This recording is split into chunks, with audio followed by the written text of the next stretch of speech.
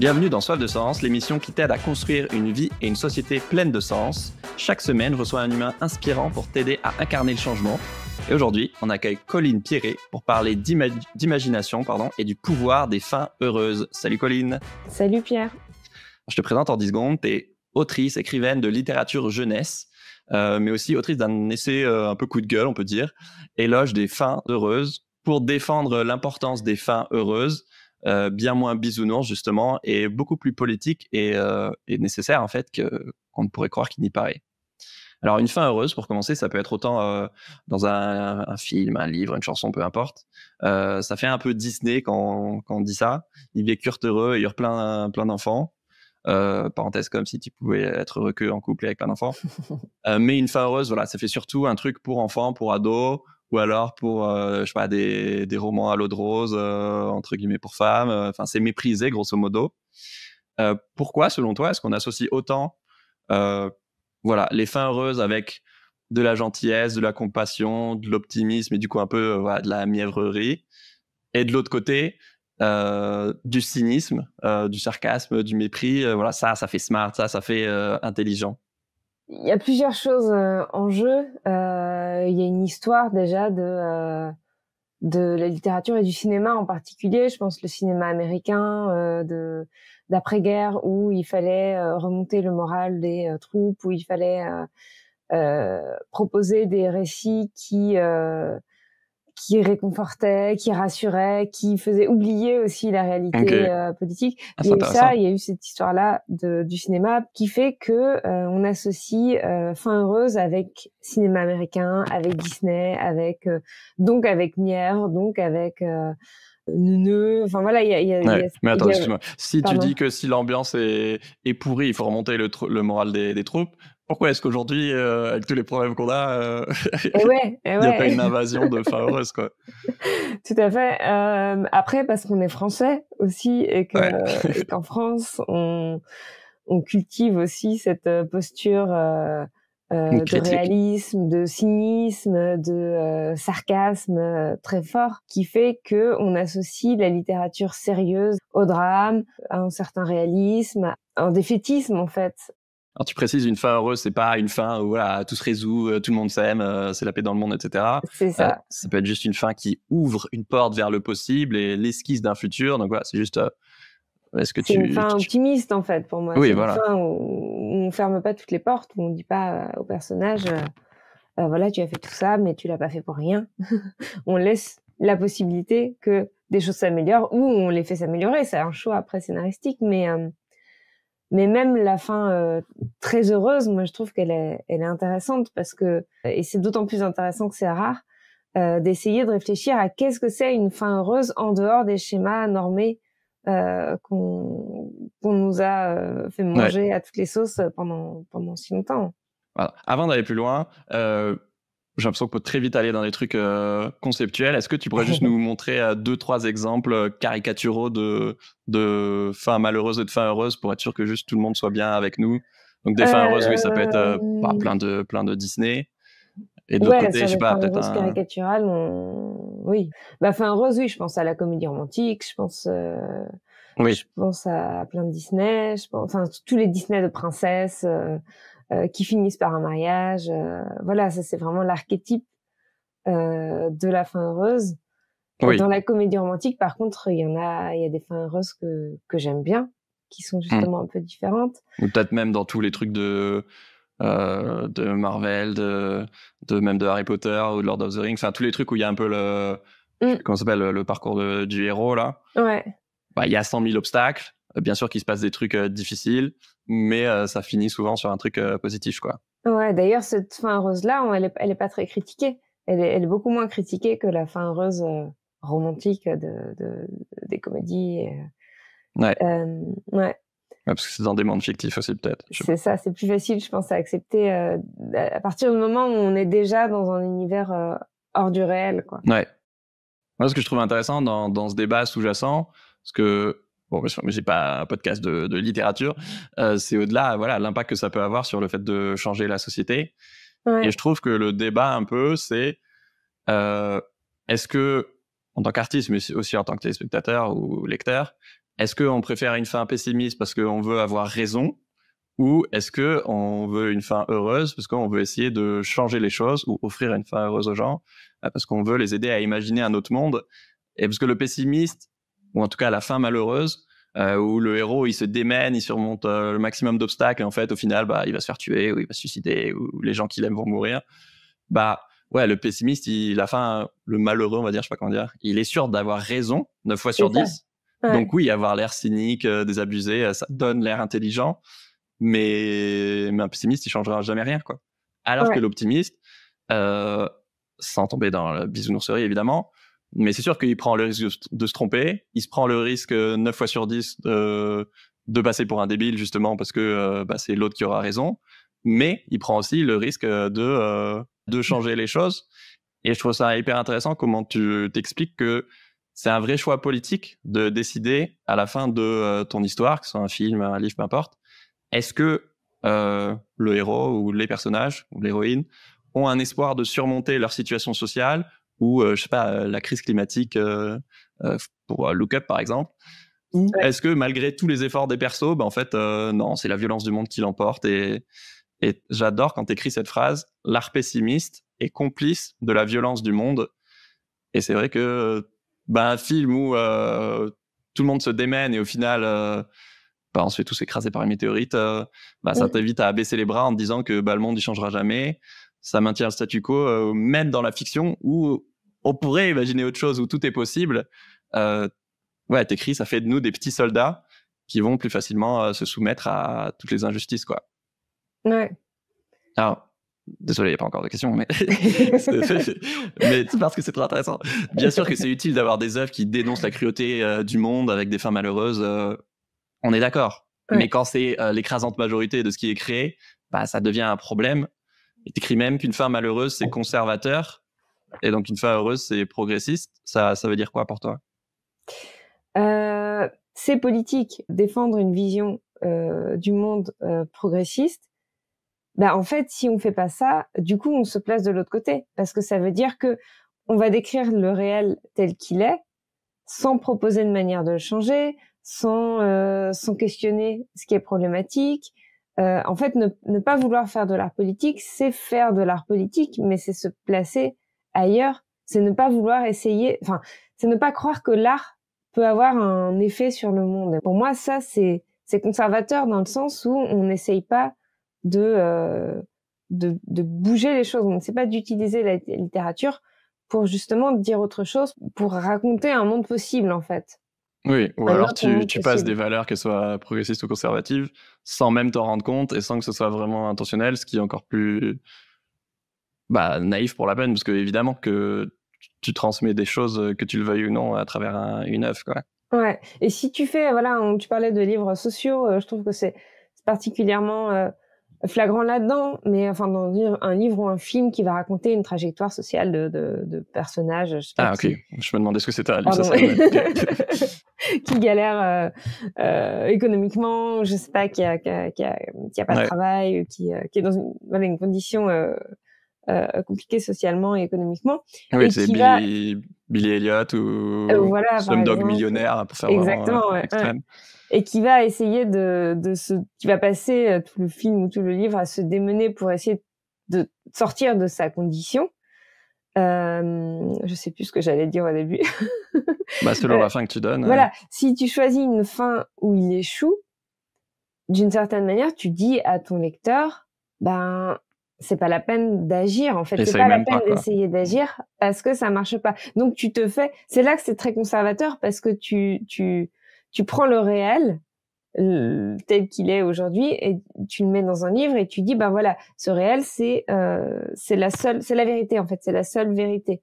Alors que si tu choisis de faire réussir ton personnage, de le faire s'émanciper, de le faire atteindre ses objectifs, tu vas dire ok, il y a le réel qui fait que c'est très très très difficile, mais moi j'ai choisi de raconter comment c'est possible, en fait. Et là tu dis le réel, c'est pas une vérité, c'est pas figé, c'est pas quelque chose qui est voué à rester tel quel, c'est quelque chose sur lequel on a un pouvoir et qu'on peut travailler à essayer de changer, soit politiquement, soit socialement, soit de manière individuelle. Ouais. Après, il faut pas non plus que tu sois obligé de le faire réussir. Enfin, t'as le droit de faire un truc réaliste aussi si t'as envie. Et puis, Bien sûr, il y a sûrement plein d'autres nuances que juste un gros échec ou une grosse réussite. exactement, Et ouais, c'est ça qui peut bien être sûr. intéressant, quoi. Ouais. Ouais, J'aime beaucoup comment tu le formules. Ça te renvoie à une image si je caricature, d'un point de vue conservateur, on a l'impression que le monde se contente d'arriver et qu'on le subit, ouais, versus d'un point de vue progressif, ça te renvoie à l'idée que en fait le monde c'est pas un fait, c'est pas une machine inébranlable, c'est nous qui le fabriquons, c'est nous qui le exactement, créons. ouais. Et bien sûr qu'on a tous eu une influence limitée, et n'empêche qu'on a quand même en partie un pouvoir d'agir, et que Ouais, c'est la somme de nos actions, entre guillemets, ouais. et du coup qu'on peut y faire quelque chose, quoi. Ouais, ouais, c'est la somme de nos actions à titre individuel et puis à titre collectif, quoi. Les Ouais. gouvernements, les choix politiques qu'on fait. Et, Ouais. et c'est vraiment parce qu'en lisant ton livre, je passais d'un côté à l'autre, parce que je pense qu'on est à la fois, voilà, c'est pas, certains gens sont cyniques et certains gens sont optimistes. Je pense qu'on l'est tous, Bien sûr. un peu les deux, bon, forcément à des degrés différents selon certaines personnes. Mais voilà, j'étais tiraillé entre ce côté, bah ouais, c'est bien naïf tout ça, comme si un livre pouvait changer le monde. Et de l'autre côté, je connais des gens qui ont changé de vie grâce à une œuvre. Moi, j'écris des guides pratiques. Alors, c'est pas des fictions, mais voilà, pour agir à son échelle. Donc, je sais qu'il y a des milliers de lecteurs qui ont Mmh. changé de carrière, qui ont réduit la viande, qui ont rejoint une asso, etc. Et alors, oui, ça n'a pas arrêté voilà, la guerre en Ukraine ou les puissants de ce monde. Mais bien sûr qu'un docu comme Demain de Cyril Dion, bah, il a transformé des territoires. Ou même Mmh. récemment, le documentaire Dark Waters, bah, c'est ça qui a poussé Camille Etienne, la militante, à dénoncer les polluants éternels, les fameux PFAS dont on a beaucoup parlé dans les poêles à frire notamment, et permis de les faire interdire. Et donc je suis toujours un peu dans cette dichotomie entre de toute façon ça sert à rien, alors que pourtant la réalité me montre le contraire. Mmh. Du coup, je vais demander une des premières phrases de ton livre, pourquoi selon toi les fins heureuses sont des armes? Bah, les femmes heureuses sont des armes parce qu'elles ont pas l'air d'être des armes. C'est ça que je trouve intéressant, c'est qu'elles ont l'air, inoffensives, elles ont l'air, Oui, simplistes, elles ont l'air, enfantines et en fait, elles ont, c'est des lieux de révolution en puissance, moi je trouve. C'est des lieux où justement on peut puiser la force de effectivement de s'engager politiquement, d'aller militer pour essayer de faire interdire les PFAS. Enfin voilà, les fins heureuses, c'est l'endroit où on peut imaginer quelque chose de possible, on peut mmh, imaginer ce qu'on voudrait possible et on peut trouver la force ensuite d'aller combattre. Donc c'est des armes qui se cachent. C'est ça que je trouve chouette. j'aime trop parce que quand tu dis les fins heureuses aussi en filigrane, pas automatiquement, mais ça peut être aussi effectivement ces valeurs, voilà, dites féminines de gentillesse, d'empathie, de compassion, etc. Bien sûr que c'est ultra puissant je veux dire, comme émotion ou comme valeur, dans des récits, mais dans la vraie vie aussi, et que c'est souvent pris de haut, alors qu'effectivement, c'est ça qui peut permettre de réparer tellement de choses. C'est des valeurs dont, effectivement, comme les fins heureuses, on sous-estime leur puissance, quoi. Mais ouais, on se croit très malin quand on est quand on est cynique ou quand on est désabusé. Et en fait, c'est aussi l'empathie, c'est aussi ça qui va permettre euh, d'agir collectivement. C'est ça Oui, qui, ne pas ouais, s'entretuer, enfin, genre. ouais, Et par rapport à la naïveté de l'optimisme, c'est un truc qui m'agace parce que, sauf si t'es hors sol, t'es bisounours, etc. Mais si t'es connecté au réel, pour moi, ça demande beaucoup plus d'efforts, de courage et même de maturité d'être optimiste plutôt ouais, que pessimiste, quoi. T'écris, être pessimiste, c'est facile, quoi. Râler, c'est facile. Critiquer, c'est facile. Mais ouais, essayer de changer les choses, d'imaginer une autre société, bah, c'est beaucoup plus dur. Et donc, la naïveté, elle a un peu bon dos parce que une des idées que tu défends, c'est si on méprise les fins heureuses, c'est aussi parce que, bah, quand le héros, il arrive à surmonter sa condition, ou du moins à envisager de l'espoir, bah, ça nous renvoie à nos propres échecs, aux rêves qu'on a abandonnés, à cette carrière, à ce projet, je sais pas, ce bonheur dans notre couple auquel on a renoncé, quoi. Tu peux développer sur le confort du cynisme ouais. et des fins malheureuses? Ouais, la posture cynique, c'est vraiment une posture dans laquelle on tombe tous. Moi, j'ai plein de moments aussi où je, je passe mon temps à râler et à tout critiquer. Parce qu'en fait, c'est réconfortant d'une certaine manière de se dire, voilà, le monde est pourri, c'est pour ça que ma vie, que les trucs qui vont pas dans ma vie ne vont pas Mm. dans ma vie, en fait. Et Et ça c'est pas nous... faux C'est pas totalement non complètement plus, faux. quoi. Ouais, ça nous déresponsabilise un peu, mais c'est pas complètement faux. Et il y a plein de souffrances, de difficultés qui sont structurelles et qui sont pas, qui dépendent pas de nous, en fait. Ouais. Je suis pas non plus une défenseuse de l'idée de quand on veut, on peut on Oui, peut faire tout ce qu'on veut si on a la volonté. C'est pas du tout ça que j'ai envie défendre. de défendre. T'écris porter un regard optimiste sur la vie, ça reste toujours un effort, une incessante nage à contre-courant, tandis que le pessimisme, bah ouais, c'est le Oui, canoë qui file sur le fleuve et tu te laisses oui, porter et ouais. puis tu critiques les gens qui essaient de nager à contre-courant, quoi. C'est ça, l'optimisme, du coup, c'est aussi un acte de volonté, quoi. C'est un acte de se dire, si j'ai le luxe dans ma vie, parce que j'ai un certain confort, d'être optimiste, ben, c'est presque une responsabilité d'essayer de l'être, quoi.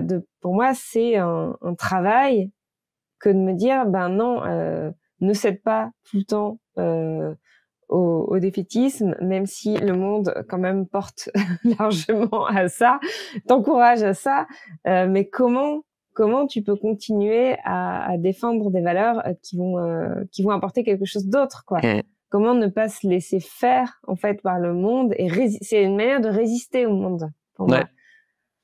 Je trouve ça intéressant dans ton domaine où justement tu es autrice jeunesse, donc plutôt des livres pour les enfants et les ados, où tu dis que comme c'est un secteur qui est un peu méprisé, notamment à cause de l'adultisme, j'imagine, ou voilà, qu'on Ouais. considère comme pas trop sérieux ou pas de la vraie littérature, etc. Bon, on te juge, mais au moins du coup on te laisse un peu tranquille. Et du coup il y a aussi parce que forcément enfant ça rime avec imagination et créativité. Du coup tu as vraiment un éventail de possibles qui est beaucoup plus grand. En tout cas, tu as beaucoup moins de barrières à imaginer des histoires complètement rocambolesques et farfelues, et notamment avec des fins heureuses. Bah ouais, t'imagines si tous nos enfants ils grandissaient avec 90% de récits malheureux, enfin, l'impact que ça peut avoir sur eux. Ouais. Et justement, tu cites une étude d'une chercheuse américaine en psycho qui mesure l'effet des récits optimistes et des fins heureuses sur les spectateuristes. Ça a donné quoi, cette étude? Ça montre que l'effet des fins heureuses enfin que ça marche en fait. Il y a cette idée-là que j'ai plus les chiffres en tête, faudrait que je les retrouve, mais que les fins heureuses ont un impact positif sur les personnes et surtout que ça les pousse à agir. La fin heureuse, ça va pas juste nous réconforter en fait, ça nous pousse à faire quelque chose, à agir positivement. En fait, c'était ça qui est assez intéressant et effectivement, quand tu parles de la littérature jeunesse, il y a un contrôle parental qui pèse sur la littérature jeunesse, mais c'est un lieu où, comme tu disais, il y a la possibilité de l'imagination en fait. Ouais. Quand tu écris, surtout plus tu écris pour les petits, plus tu peux aller dans l'absurde, dans l'imaginaire, Puis c'est même attendu, quoi. ouais, c'est attendu. T'as pas Ouais, envie d'avoir un truc réaliste quand t'as ouais, 8 ans ou 12 ans, quoi. c'est ça, tu peux faire parler des animaux, tu peux faire voler des humains, enfin, tout est possible. Et, et, et l'imagination, bah, ça permet aussi de cacher plein de choses, en fait, dedans, de raconter beaucoup de choses sur le monde réel, mais en transformant un peu la réalité, Ouais. effectivement, en faisant parler les animaux, en mettant ça derrière de l'humour, derrière de la fantaisie. Et ça dit pas moins, en fait. Et c'est ça qui est assez génial dans la littérature jeunesse, c'est qu'on perd un peu en grandissant, parce il y a beaucoup, il y a encore, mais il y a beaucoup moins de ces récits-là, Ouais. alors c'est des sortes de fables, en fait. Ouais. Ouais, qui permettent de Ouais. raconter plein de choses. Ouais, et justement, comme cette étude a montré que l'exposition à ces fictions, voilà, ça rendait les gens plus optimistes et plus déterminés, effectivement, à poursuivre leur propre but. Ouais, Et je pense que ça véhicule aussi souvent les valeurs dont on parlait, voilà, d'amitié, d'empathie, etc., et de créer des liens durables et écrits, qu'en fait, c'est aussi les seuls moyens voilà, de défaire les adversaires, les systèmes de domination, quoi. C'est parce que il y a cette joie militante, je pense que j'aimerais bien voir si peut-être envisager en tout cas d'interviewer la traductrice de Joie militante que tu mentionnes. Ouais. Mais bien sûr qu'on a besoin de ces valeurs comme socle pour résister, ou en tout cas pour proposer des alternatives, quoi. Ouais. Et c'est marrant parce que moi, le premier, j'y crois qu'à moitié au pouvoir de l'imagination, parce que c'est diffus, c'est indirect, c'est pas très palpable, c'est pas mesurable en fait. La plupart du temps, l'effet positif d'une œuvre sur la société. Mais t'écris, il faut que la littérature, elle exagère, elle déborde, elle invente, triche, idéalise, qu'elle soit excessive. Il faut qu'elle descende à 20 000 lieues sous les mers pour qu'on construise des sous-marins, qu'elle marche sur la Lune pour qu'on ose y envoyer des fusées. Et ouais, c'est vrai que c'est deux exemples géniaux où la littérature, la science-fiction ou ce genre de récit je sais pas comment on dit, précursé, c'est pas français, mais à devancer, voilà, la réalité. Tu peux nous en dire plus sur ça, comment la fiction souvent déborde sur le réel? Pardon, je me fais un peu envahir. Je vais attaquer par le chat pour ceux qui n'ont pas l'image en podcast.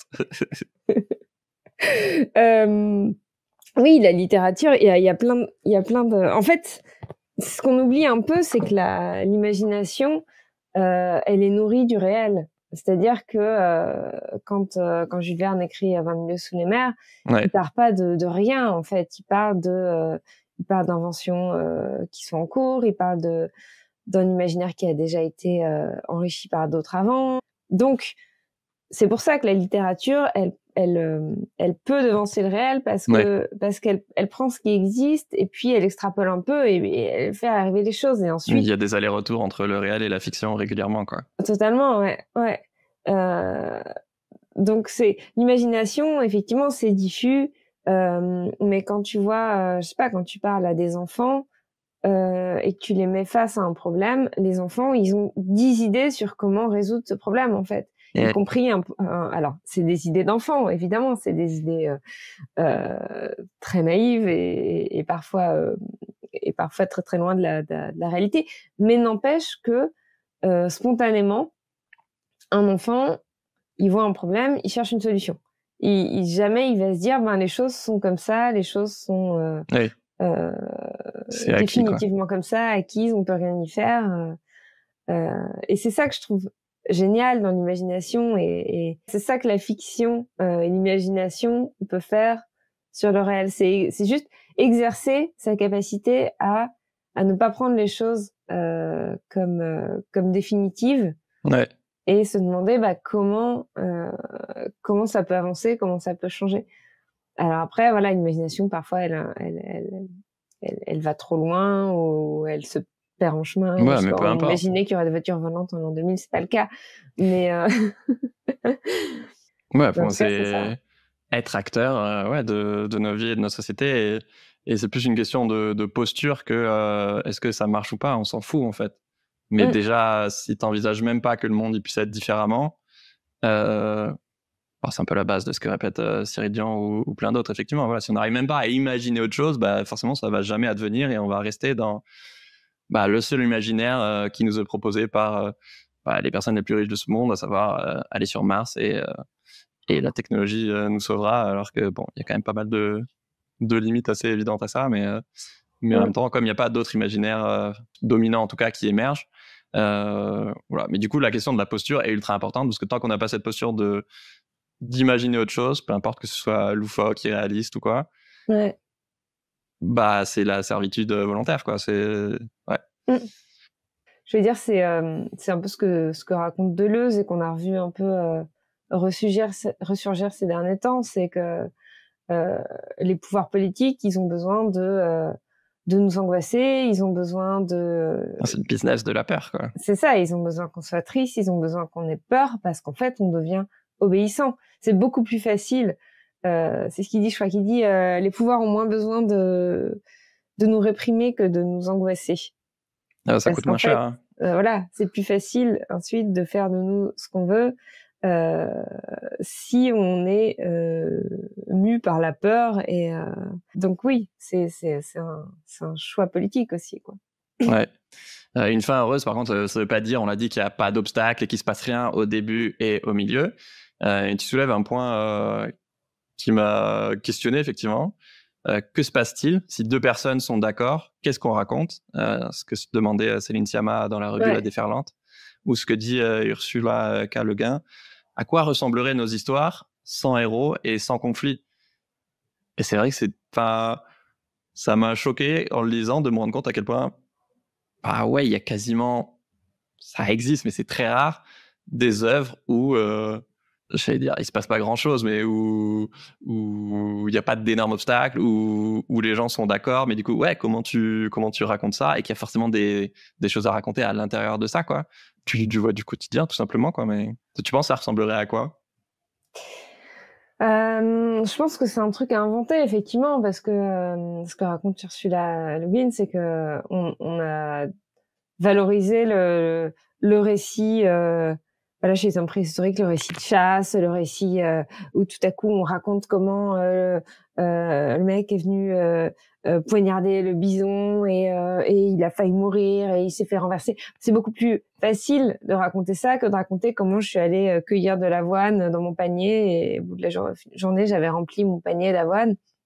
Mais en fait, c'est tout aussi important Oui, on sûrement d'avoir passé un plus de panier temps à d'avoine cueillir de rempli que... l'avoine qu'à voilà. tuer des mammouths. Et elle raconte, c'est comme ça que les récits se sont façonnés. En fait, notre façon de raconter s'est construite en allant toujours du côté de l'héroïque, du drame, de L'extrême, ouais. voilà, plutôt que des petites choses qui, mises bout à bout, racontent aussi quelque chose. Donc la fiction qu'on peut réinventer à partir de là, bah, c'est peut-être une fiction qui va s'intéresser plus justement aux sentiments, aux émotions, à ce que à la puissance de ce qu'on peut vivre et de ce qu'on peut ressentir, même dans des situations beaucoup plus banales, beaucoup moins héroïques. Où Ouais. il y a quand même des obstacles, mais c'est juste que de l'extérieur, ça paraît pas forcément ok, il est en train de risquer sa vie, mais en fait, C'est ça, c'est ça qu'on vit, quoi. ouais, c'est ça. Il y a des obstacles partout, il y a des obstacles dans toutes les vies, dans toutes les situations, et de voir qu'est-ce qui est intéressant en fait à raconter, qu'est-ce que ça nous dit aussi du monde ou du personnage, de surmonter ces tout petits obstacles, quoi, qui sont pas des grandes scènes de drame, des grandes scènes de violence. Voilà, quel récit on raconte sans violence, par exemple. Ouais, c'est comme s'il y avait un seuil de, je sais pas, d'intensité, de violence, effectivement, ou d'extrême, où si tu franchis pas ce seuil, en fait, ça mérite pas d'être raconté. Alors que, bah, bien sûr que une bonne partie de nos vies se passe en dessous de ces seuils, et ouais, du coup, il y a un potentiel énorme de choses à raconter. Alors, bien sûr que certains le font, mais ça reste assez rare, quoi. C'est plus pourquoi on pense que un récit qui va raconter, je sais pas, une relation familiale ou amoureuse ou avec ses enfants ou quotidienne, je sais pas, autour du travail. Pourquoi ce récit-là, il serait moins puissant qu'un récit sur la guerre, un récit sur le nazisme, un récit... voilà, pourquoi ça aurait moins de valeur ou moins d'importance ou moins de sérieux qu'un autre type de récit? Qu'est-ce que ça nous dit de moi? Effectivement, c'est les deux cohabitent, on a besoin des deux, on a besoin de tout. Mais pourquoi ce récit-là, spontanément, on va beaucoup plus le mépriser, on va beaucoup plus le considérer comme petit qu'un récit qui défend des valeurs plus masculines, plus guerrières, plus... ouais. Ouais, moi, par rapport au rom-com ou autre, moi, je disais, j'ai très rarement vu des exemples de couples sains, par exemple. Ou alors ça devient sain pendant 5 minutes, tout à la fin, après que le mec il a trompé sa copine, elle l'a humilié, enfin j'en sais rien. Et t'es là, mais enfin, il y a aussi... Ouais, est-ce qu'il peut pas y avoir juste des histoires, ouais, où c'est ça, mais il y a des nuances à l'intérieur de ça, et que, enfin ouais, sans partir tout de suite dans des extrêmes. Et je me dis, il y a très peu de rôle modèles. C'est pas de la fiction, mais c'est un peu de la télé-réalité. Moi, je suis avec ma chérie, on adore regarder, je sais pas si tu connais Love is Blind.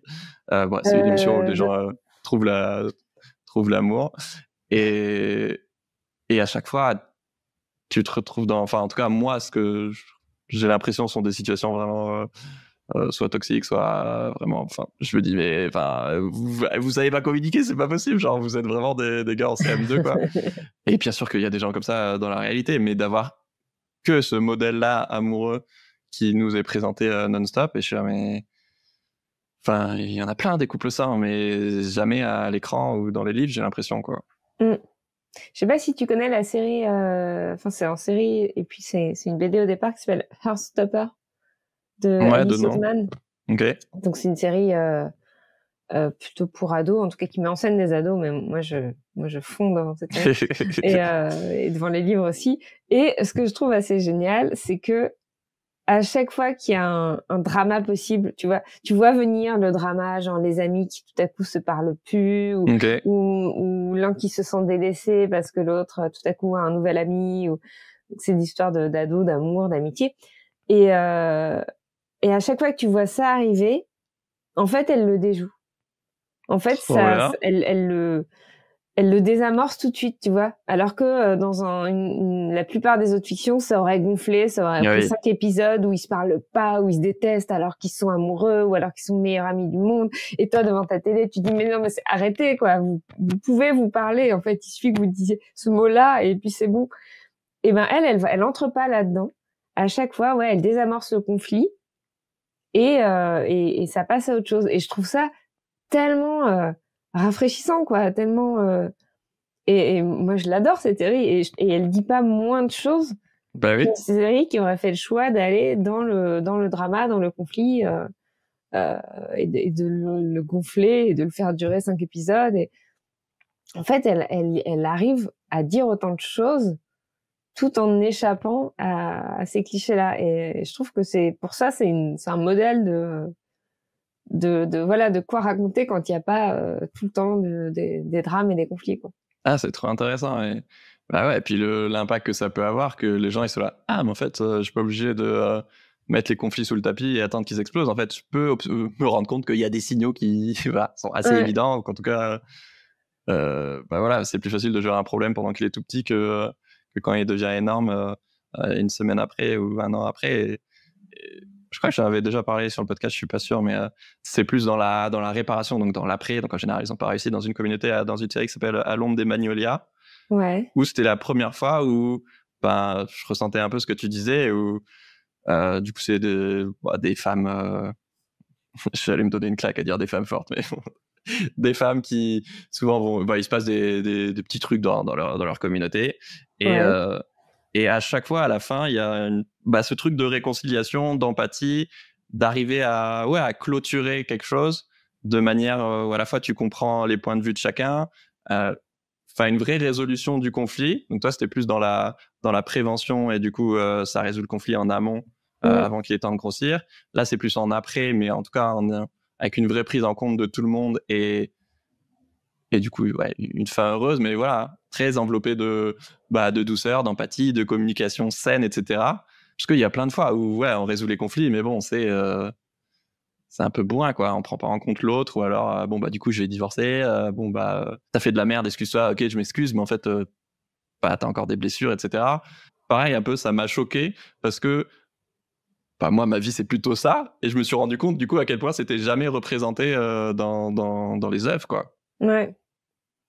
Ouais, Bon, et comment faire pour qu'on soit capable de le faire dans la réalité si les œuvres non plus ne nous racontent pas comment le faire, quoi. bah ouais, bah évidemment si tu vois que bah, des gens qui se tapent sur la gueule et qui hurlent, forcément tu vas reproduire ça quoi. Enfin, Ouais. pourquoi est-ce que toi ça te tient à cœur de défendre les fins heureuses? Euh, alors au début, il y a peut-être un côté euh, moi j'écris de la littérature jeunesse et enfin je fais pas que ça mais c'est ce que je fais le plus et c'est une littérature qui est méprisée donc j'ai envie de la défendre, j'ai envie de défendre ses valeurs plutôt Oui. euh, et de montrer que c'est pas des valeurs moindres. Puis après ça partait aussi de d'un agacement de lectrice et de cinéphile et de ce que je ressentais face aux œuvres que je vois et que je lis en fait.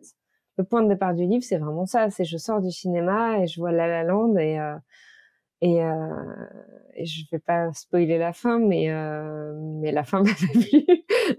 Et je me dis mais non, c'est pas possible qu'on me raconte ça et qu'en plus on me vende ce film comme l'œuvre lumineuse et optimiste feel good, du siècle, voilà. Et puis il y a, je pense, un goût aussi d'un petit esprit de contradiction qui fait que j'ai envie d'aller gratter là où il y a une norme, là où il y a où tout le monde est d'accord sur les critères d'une œuvre littéraire sérieuse. Et moi, j'ai envie d'aller chercher ailleurs, d'aller montrer qu'il y a d'autres choses. Et puis, ouais, c'est mon goût personnel et puis ma conviction qu'il y a quelque chose de politique là-dedans, en fait, que dans toute chose qu'on essaye de dévaloriser et de diminuer, il y a en fait quelque chose de politique qu'on essaie de mettre de côté parce que c'est un outil, quoi, parce que c'est puissant. Ouais, je suis très ce passage du livre où tu dis « J'écris de la fiction pour créer le monde qui me manque. Je crée pour qu'il y ait un endroit, au moins, où je me sente à ma place. J'écris par mégalomanie pour devenir présidente de l'univers. Je veux donner un autre rôle à l'art que celui de documenter. Je veux qu'il ouvre d'autres espaces-temps. » Est-ce que tu aurais des anecdotes à nous raconter sur l'impact que ton travail a pu avoir, autant cet essai que tes livres jeunesse? J'ai des amis auteurs et autrices que ça a fait, que ça a questionné, que ça a fait réfléchir et donc ça a fait peut-être un peu bouger l'écriture, justement, bouger les fins, ou qui se sont autorisés à écrire une fin heureuse après avoir lu ce livre. Ça, c'est assez chouette. Quand on me dit ça, on me dit, bah, j'étais en train d'écrire un livre et j'étais partie pour une fin tragique et je voyais bien que ça me gênait un peu et j'ai lu ton livre et c'est en lisant ton livre que je me suis autorisée à raconter une fin heureuse parce qu'en fait, c'est ce que j'avais envie de faire. Ouais. Et ça, moi, je suis ravie quand ça arrive parce que c'est ce que je veux réussir, en fait. C'est le but de ce livre aussi, de développer la fin heureuse partout. Ouais. Merci Colline. Ton livre Éloge des fins heureuses donc, est disponible en description et partout sur Internet et en librairie. Est-ce que tu aurais juste un livre à nous conseiller parmi tes... Moi, je serais curieux d'aller jeter un œil à tes livres de jeunesse. J'allais conseiller mon seul livre adulte parce que c'est vraiment une espèce d'illustration de ça. Alors, je vais faire les deux. Donc j'ai un livre pour adultes qui s'appelle Pourquoi pas la vie, qui parle de la poétesse Sylvia Plath, qui dans la vraie vie est morte à 30 ans en se suicidant. Et moi, je pars de ce réel, du moment où elle s'apprête à se suicider, et je la fais ne pas aller au bout de sa tentative de suicide et poursuivre sa vie. Voilà, je lui donne une fin heureuse, littéralement. Et après, en littérature pour adolescents, je pourrais conseiller Nos mains en l'air, peut-être, qui est un roman qui met en scène deux personnages qui avait pas forcément vocation, enfin pas du tout vocation à se rencontrer. Il y a un garçon qui est dans une famille où on est braqueur de père en fils et donc il se retrouve coincé dans ce métier qui lui plaît pas du tout et une jeune fille qui est un peu l'archétype des enfants de littérature jeunesse, c'est-à-dire orpheline, recueillie par une tante méchante et ils se rencontrent parce que le garçon vient cambrioler la maison où elle habite et en fait ils décident de partir sur un coup de tête ensemble. C'est un road trip en fait, donc ça raconte ce road trip. C'est une histoire d'amitié et de famille qu'on se choisit, quoi, de comment on se sort justement d'un destin hyper tragique, hyper coercitif, dans lequel on est très malheureux et que on fait ce truc fou qui effectivement est pas du tout réaliste de partir avec quelqu'un qu'on connaît pas en voiture. Surtout qui t'a cambriolé, quoi. Qui t'a cambriolé. Tu l'as rencontré où, sur une appli? Non, pas tout à fait. Et on se reconstruit une famille, voilà, une sorte de grand frère et de petite sœur. Ça donne envie. Ok. Voilà. Trop bien. Merci Colline. Merci à toi. Si vous voulez plus d'épisodes avec des humains qui redonnent foi en l'humanité comme Colline, abonne-toi et je te conseille l'épisode 15 sur un peu le même thématique sur l'optimisme qui était incroyable. Ciao Colline, ciao tout le monde, à dimanche prochain. Salut, merci.